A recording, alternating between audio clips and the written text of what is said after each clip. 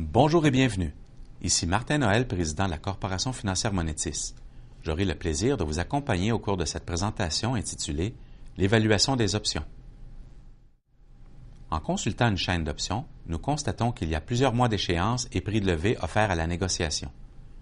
On peut donc se demander de quelle façon arrive-t-on à déterminer le prix d'une option?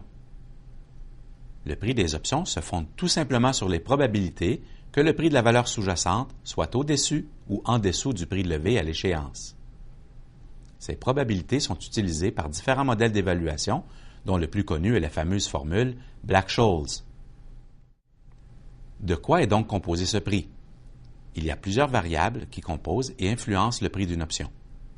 Ces variables sont le prix de la valeur sous-jacente, le prix de levée, le temps à courir jusqu'à l'échéance, la volatilité de la valeur sous-jacente, le montant du dividende et le taux d'intérêt sans risque.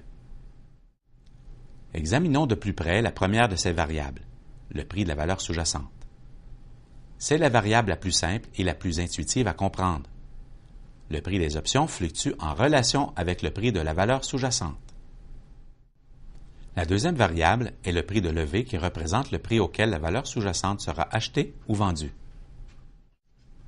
La troisième variable représente le temps à courir jusqu'à l'échéance. Plus il y a de temps à courir, plus le prix d'une option est élevé.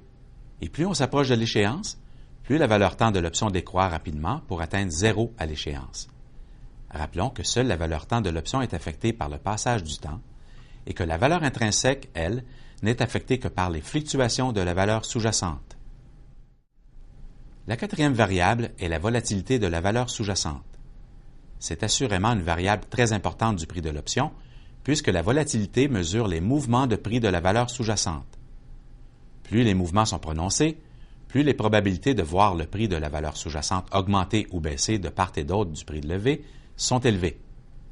Par conséquent, plus la volatilité augmente, plus le prix des options est élevé, et vice-versa lorsque la volatilité diminue. La cinquième variable est le montant du dividende.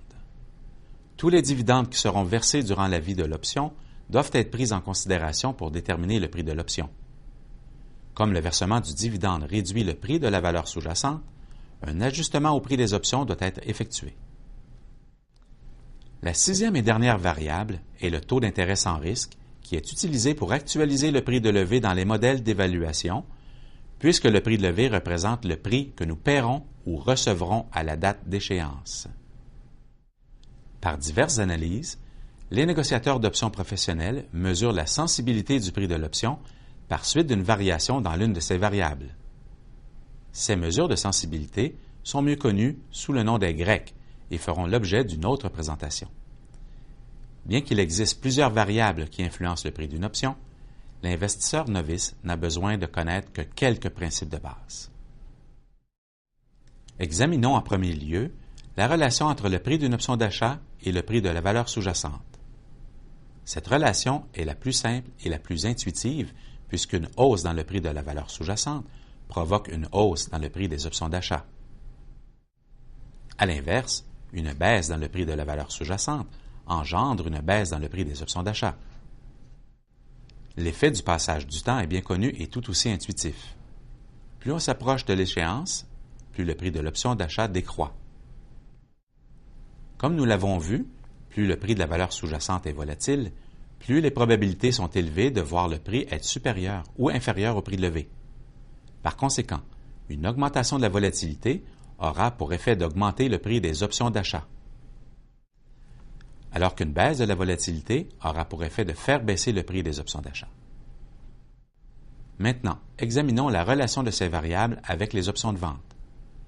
La première est la relation entre le prix d'une option de vente et le prix de la valeur sous-jacente. Encore une fois, intuitivement, lorsque le prix de la valeur sous-jacente baisse, nous nous attendons à ce que le prix de l'option de vente augmente, puisque nous avons le droit de vendre à un prix plus élevé. C'est ce que nous observons en effet. Plus le prix de la valeur sous-jacente baisse, plus le prix des options de vente augmente. À l'inverse, plus le prix de la valeur sous-jacente augmente, plus le prix des options de vente diminue.